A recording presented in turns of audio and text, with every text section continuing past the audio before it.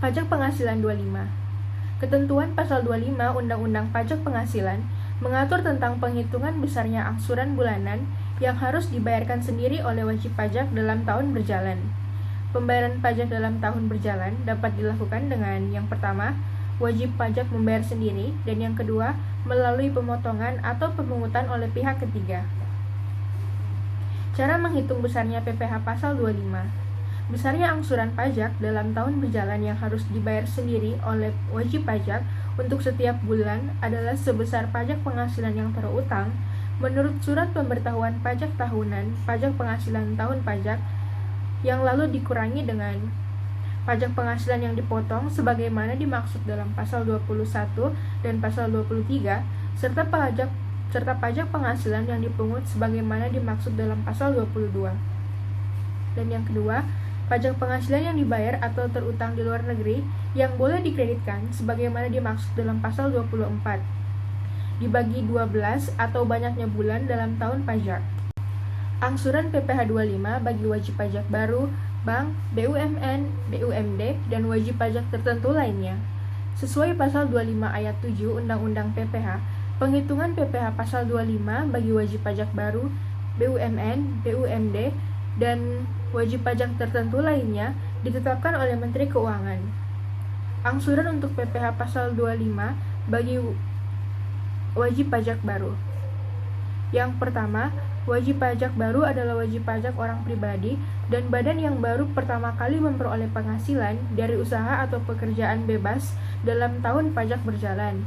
Yang kedua, besarnya angsuran PPh pasal 25 untuk setiap bulan untuk wajib pajak baru dihitung berdasarkan penerapan tarif umum atas penghasilan neto sebulan yang disetahunkan atau dibagi 12. Yang ketiga, dalam hal wajib pajak baru menyelenggarakan pembukuan dan dari pembukuannya dapat dihitung besarnya penghasilan neto setiap bulan, penghasilan neto fiskal dihitung berdasarkan pembukuannya.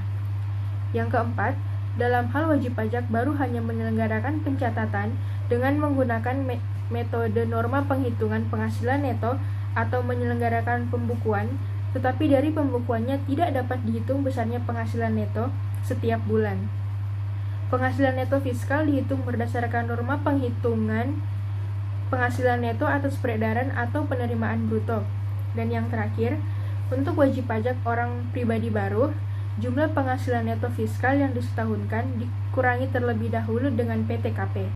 Contoh perhitungan angsuran PPh pasal 25 bagi wajib pajak baru, bank, BUMN, BUMD, dan wajib pajak tertentu lainnya.